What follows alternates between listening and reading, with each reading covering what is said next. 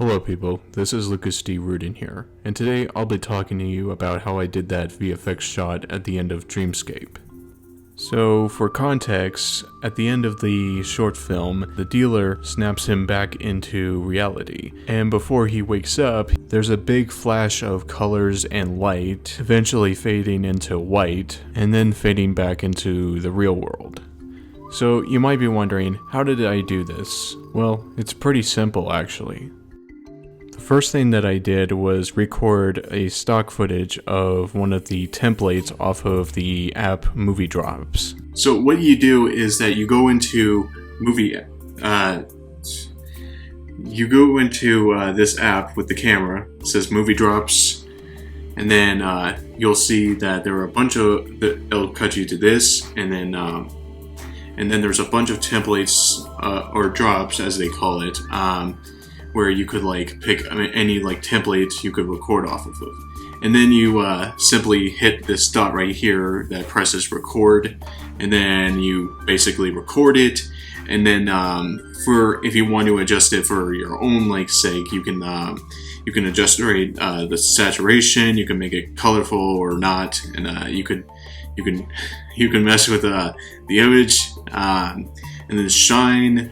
It's kind of just duplicates the image a little bit, and then the brightness, you can make it super bright, and if you wanted to, don't go too bright though. And if you want to pinch, when it gets, I don't know how to describe it. You can pinch the image and squeeze it like that, or you can change the colors and all that, and that's that's pretty much how you did. How you do it, and that's for me what I used. And the template that I used was the infinity drop.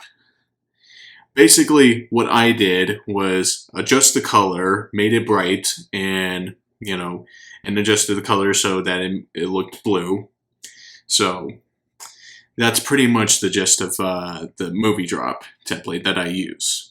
The second thing I did is that while I was shooting the first day on Dreamscape, one of the very last shots that we did was having the camera go up to Ashton Goss's face, and as it's going on, there's a bunch of bright flashing colors happening, and you might be wondering how I did that. So basically how I did it was that I used this light bar that I have as the lighting. It's called the newer light, and what it does is that it turns on the light, and as you see that there's a different color as opposed to, say, a regular light.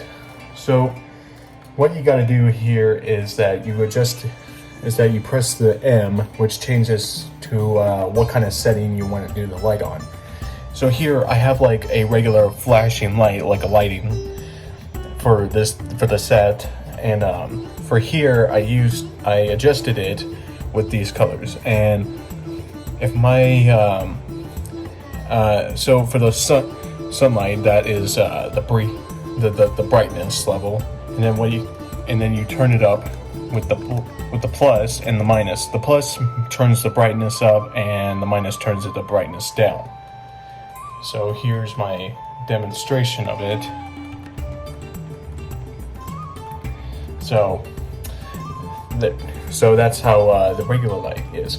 And of course you want to turn it to click M again, and then you'll change it into another setting. Kind of pretty much the same thing as far as I'm concerned. I'm not super educated about this, but I'm using from what I know. So I changed it to the M again. And for the scene that I used with Ashton Goss is that I changed it to this setting in particular, where you can see the flashing lights. Notice how there's, right now it's on teal, and now it turns to red, and now it turns to green. That's pretty much what I used on set for that scene. And also I had to make sure that we used a big tarp to cover the back, the garage door that we were shooting in, a black tarp background to kind of cover it. And also what also helps is that we shut out, there was no light aside from, there was no light from like outside or anything, so that like helped like get all the darkness in.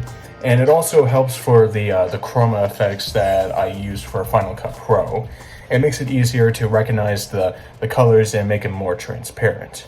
And speaking of which, that brings me to the final method that I used in order to bring this VFX shot to life. So I use my regular program, Final Cut Pro, and what I do is that I go to the effects for the video, and then I select keying, and then I clicked on keyer, and then applied it to the video. Now, as I mentioned before, because everything else was dark aside from all the colors that were flashing on screen, it was easier for the keyer effect to recognize the blacks, and thus it was able to evaporate all the blacks, leaving all the green flashing colors on screen. So finally, I was able to put the movie drop footage that I recorded in the recording of Ashton Goss for that shot, and then meld them into one shot together. And that's basically how I did it.